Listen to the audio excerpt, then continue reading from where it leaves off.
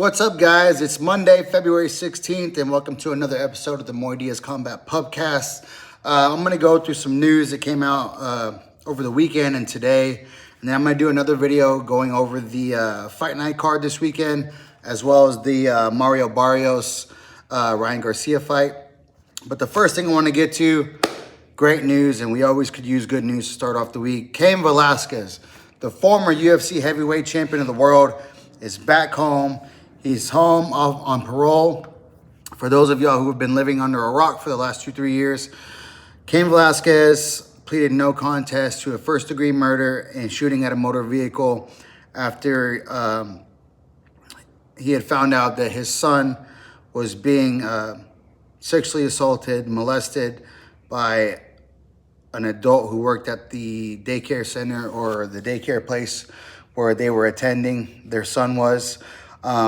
And being a father, and if some of y'all are fathers as well, Cain Velasquez did what we all say we would do if we ever found out anything tragically like that happened to one of our kids. And Cain Velasquez found out, chased the man down, rammed him repeatedly with his truck, was trying to kill the man who sexually assaulted his son. He ended up missing the man himself while firing into the car and hit the father-in-law, I believe. But he pleaded no contest. He was sentenced on March 25th to a 5-year sentence. But with all the time he had served while he was in jail, leading up to the hearing, to the sentencing hearing, as well as the house arrest time, he was given time served, and he did 11 months. He was released yesterday, February 15th, and he was greeted back home to his family with a mariachi who played his iconic walkout song, Los Mandados.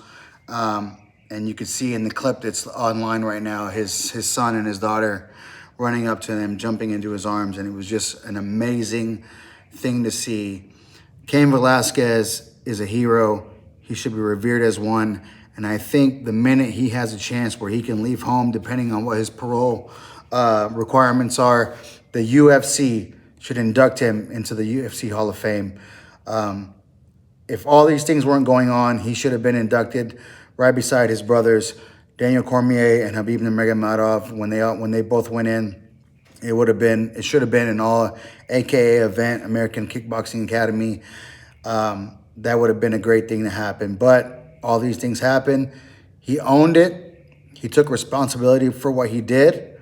He paid his time to the state of California for his for the felonies that he committed, and now he's back home. And people should look up to men like Cain Velasquez because he stood on business. He's a man of honor and integrity, and it's so good to see him back home. Shout out to you, Cain Velasquez.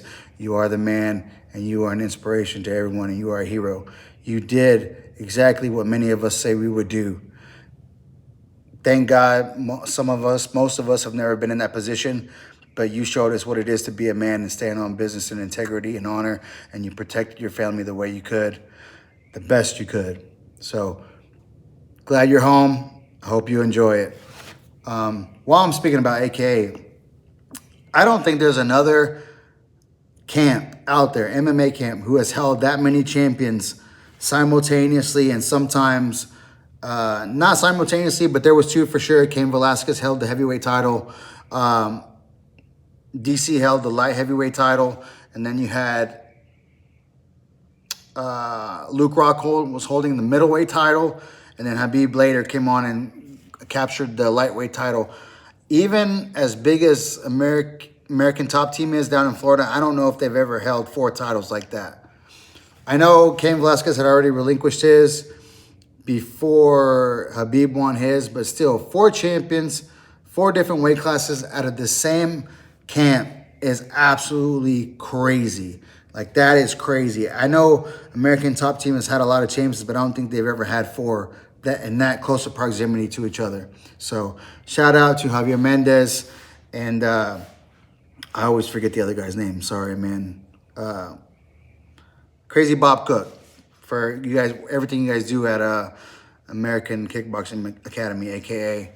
And then, of course, when Khabib got there, all the other guys from Dagestan started calling that their second home. So they have a good future, bright future, as long as Javier is still at the helm, you know, and they have great guys like Cain coming in and help coaching these guys up. American Kickboxing Academy, aka, will be a force to reckon with moving into the future. Second bit of news I want to cover, Dana White at a press conference, I believe it was a Zuffa Boxing press conference, asking him about the White House. And one reporter asked him how many title fights. He said, I can't, you know, disclose that information. But he said that the White House card is done. But then he says, we have 2 or 3 options, but it's done. Okay, he leaves it at that. Another reporter comes in and says, I want to piggyback off that question. You know, you said you had 2 or 3 options, so you guys still working the card. You said it's done. And then Dana White immediately goes, I never said it's done. Even though if you just rewind like 3 minutes prior, he said it was done. He goes, I said it's built, but we still have options, and we're flying to D.C. to run it by the president and the logistics of everything and how it's going to happen. And everyone is just sitting there scratching their head like, you just said it's done, but now it's not done. And now you have 2 or 3 options, I'm guessing, for the main event, co-main event, how they can slot those. And then he said it's built, though, but it's not done. But he said it was done, but then he said it's not done. That's Dana for you. I don't know, but he did say it's going to be like the craziest event you've ever seen. I mean, I thought the Sphere was pretty wild, but the White House, and as close as Dana White is with Donald Trump, I'm sure it's going to be over the top. So, I mean, everyone is waiting for that card to be announced. Somebody actually asked him about that. Were they going to announce it, you know, just casually, or was it going to be a big announcement? He said he didn't know yet. He said they're still working on it, and when it gets announced, it'll get announced. So we'll see how that goes. Speaking of that, I have to give a shout out. I got done with work today. I lifted. I was doing my cardio on the treadmill, and I'm scrolling. And I ran over this video, and I have to give credit to the guy. It's on Instagram at Nasharclo, Nasharclo. He put up one of the fucking dopest UFC promos I've ever seen in my life. I mean, they might just have to hire this guy and let him take over. It was a promo for the UFC 327 card, I believe. Max Holloway versus Charles Oliveira. He has it inside the Coliseum with Oliveira on one side in the tunnel, Holloway on the other side of the tunnel. Dana White is sitting where Caesar would probably be sitting with the BMF title in front of him. And then at the very end of that clip, it's you see the backs of John Anik, Joe Rogan, DC, and you hear Rogan say, here we go, boys. But you guys have to watch it. I will try to see if I can put the link in the description of the video that I'm shooting here. But it is awesome. And in the background, you have Phil Collins, Feel It Through the Air Tonight, in the Air Tonight, the song. Oh my God. I have not got chills like that watching a promo in the longest time. It is absolutely awesome. Shout out to Nashar MMA. I believe that's his name on X, but on Instagram it is what did I just say? Yeah, on Instagram it's Nashar, Nashar MMA, and then it's at Nasharclo. But Nashar MMA on Instagram, man, look at his stuff, follow it. It's fucking top-notch video stuff, man. Like I said, I haven't got goosebumps like that watching a promo video in a long time, and it was fucking awesome. So, yeah, sorry, I got sidetracked on that. Let's see, next down, I have, so a guy named Alvaro Colmenero tweeted on X that he has inside, I guess the inside scoop, that the plan for the UFC White House card, even though Dana didn't announce it in that presser, says it is going to be Ilya versus Justin Gaethje to unify the lightweight titles of the world. Of course, Ilya is the undisputed champ, but with him being out, Gaethje, Patty the Batty Pimblett fought for the interim title. So as of right now, Ilya and Gaethje both hold a piece of the title. This is like when the boxing stuff comes in. You have 4 different champions in each division. In the UFC right now, you can only have 2 because you have the undisputed champ. But when he can't fight, then an interim champ gets made. And so now both those guys have a piece of the lightweight title. So now you have to unify to become undisputed once again. So he says that that's what the plan is for the White House card, Ilya versus Gaethje as the main event. He also addressed Islam, and they're saying that Ian Gerry is the next shot, which I guess makes sense. I don't mind seeing it, but he is saying that that's possibly going to be slated for another card on a different event to be determined. So I think that's a pretty good fight. I still think Islam wins by a landslide. I don't think Ian Gerry, he showed good takedown defense against Bilal, but we all know Bilal's wrestling is nothing compared to Islam's wrestling. It just isn't. And Islam, I think, has cleaner striking. Bilal has good boxing. I know he always says he has his Canelo hands and all this bullshit. I'm not going to totally shit on him. He has decent boxing, but I think the way Islam mixes up his boxing and his kicks to set up the grappling is a lot better than Bilal's. Even though Ian Gerry did get the win, I thought I had him winning clearly against Bilal, Ian Gerry. But I think when he finally gets in there and the cage shuts and he feels Islam, he's going to be in for a rude awakening, just like many others before him have. So I'm still taking Islam in that fight. Next thing down I want to get to, Nate Diaz was in a presser scrum. They asked him if he's ready to come back. He says, absolutely, I'm ready to come back. They asked him about what does he want if he comes back. He goes, the fight that makes the most sense is Conor McGregor 3. I've been pounding that drum for the last 3 years, since Conor went away with the injury and since Nate went away after the Ferguson fight, and they've been doing their own thing, mostly Nate with the boxing side, and then Conor just trying to get his shit together, I guess.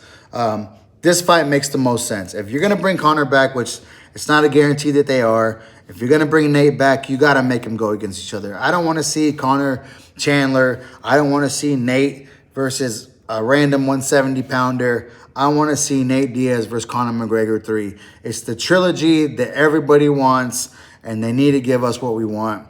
Nate Diaz, Conor McGregor 3. If you want to put it on the White House, you can, but I would wait and put it. I guess it would make sense. Conor is usually the main event, right? It's Conor McGregor. It's the Mac, the Notorious. We're used to seeing him in headliners only. But I think if they do Ilya Gaethje at the White House, I could see this being a huge co-main event, without having to sacrifice another title. You can do this title, the lightweight title for Undisputed, then Nate Diaz, Conor McGregor as a co-main event, and maybe some other banger fights on there. They haven't said how many fights are going to be on there. I don't know what other titles you'd put on there. You'd probably put Kayla Harrison versus Amanda Nunes. If Kayla's neck is okay to go, you could probably put that co-main event. Then Nate Conor is the feature fight, or however they could do it. They could do whatever they want. We can sit here and be like, well, there's standards. You have to have the champions here and this and that. The UFC will do what the fuck they want to do. So they will put them wherever they want. But that's a fight I want to see. If that doesn't happen, Nate said he'd be willing. He wants to fight Poirier if he stopped being a pussy, which, for someone to call Dustin Poirier a pussy is wild, but I love it. That's just Nate Diaz. And then another fight that I thought my eyes kind of propped up, my ears propped up a little bit, Nate Diaz versus Mike Perry. Mike Perry is currently the BKFC champion. He is the king of violence, man. Mike Perry.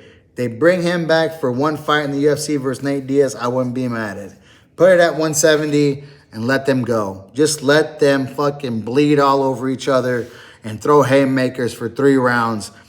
I'd watch it, and I know everyone else would. So those are 3 good fights, but the main one has got to be Conor. It's got to be Diaz Conor 3. Next thing down, there's everything coming out right now about Tom Aspinall and his eyes. I think there was I'm sorry, I didn't get his name, but he was an ophthalmologist who said that Aspinall could be not telling the truth about the eyes. He said the redness in the eyes. But this is saying, he's saying that he had LASIK, where PT Carroll from the Crack is saying that it wasn't LASIK, it was another type of corrective surgery. And so everyone coming out saying that he's, lying about the surgery and all this, I think that's just a bunch of bullshit. Like, Tom Aspinall doesn't strike me as the man who's going to run and hide, and be afraid. If I believe if he can get back as soon as possible, he's going to come back and he's going to want to fucking rip Cyril Gane's head off. Tom Aspinall has been training since he was 6 years old. His dream has probably been to be the heavyweight champion of the world. And then when he finally gets the heavyweight title, doesn't get Jones, after the knee injury, out a year, comes back, fights Pavlovich, fights Blades, fights Pavlovich, gets up to the Undisputed King when Jones refuses to fight, and then he's on the biggest stage making his first title defense and gets fucking double eye gouged by Cyril Gane. I mean, I don't believe Aspinall is afraid of anyone, and anyone saying that he was afraid in that fight doesn't know shit about fighting. I'm going to take a page out of Uncle Roger Mayweather's, you don't know shit about boxing. Well, I'm going to say you don't know shit about fighting, because Aspinall fears no man, and I think he's going to get over this, God willing, come back, and then shut all the doubters up again. Shut them all up, remain the undisputed heavyweight king. Because if he's out for another extended period of time, if we all know the UFC, they're gonna do an interim heavyweight title fight, and it'll probably be Cyril Gane versus Alex Pereira. So you bring Tom back to fight the winner of each, and both is going to be huge. The backstory with Gane will be huge. And then if Pereira can beat Gane, man, Pereira going for a third world title. Well, if he beats Gane and he beats the interim, then he would be the third. But to be undisputed in 3 divisions would be the storyline. And then Aspinall on his long track back to the title to reclaim his heavyweight crown as unified heavyweight champion, undisputed, would just be a hell of a story to sell. The UFC was gonna they should just promote the shit out of that fight if it happens. It would be one of the biggest heavyweight fights in history. Speaking of heavyweights, Tyson Fury, the Gypsy King, he's back. He's fighting Urslanbek Makhmedov. I don't really know much about him, but I do know that he's 23-2, 19 wins by knockout, and 13 of those knockouts have come in the first round. He's a Russian fighter, obviously, based out of Canada, and they will be fighting next. Tyson Fury, they asked him why he was coming back, and he was very gracious and humble, saying that, the tragedy that happened to Anthony Joshua on December 31st, when he lost his 2 best friends in the car accident in Nigeria, really put things in perspective to him. He wished Anthony Joshua all the best moving forward. If he comes back to boxing, great. If he doesn't, then, he wishes him all the best. There's no more. I think the accident put a lot into perspective to Tyson Fury, so he's not holding any grudges with Anthony Joshua right now. But he said, when you see something like that happen, it puts into perspective that tomorrow's never guaranteed, and why wait to do today? Why wait to do tomorrow what you can do today? So he said that is what light the fire again. He wants to come back. He wants to fight. He wants to make another run at the title.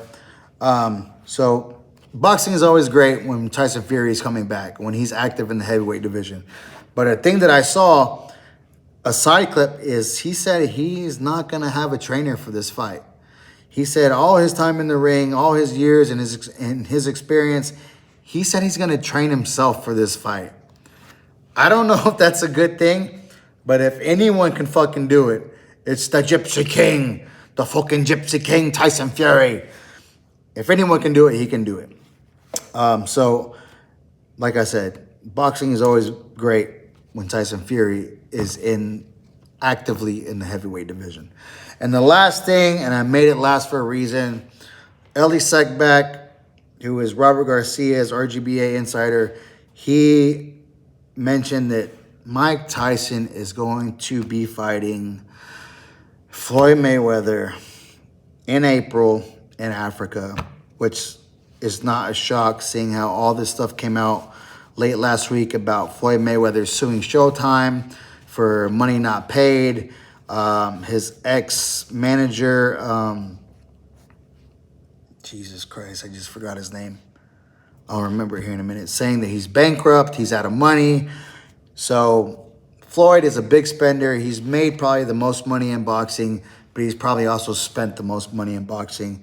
So if he is broke and going bankrupt, it's not a shock to me that he's trying to get another fight, exhibition, whatever you want to call it. But I'm just going to be honest.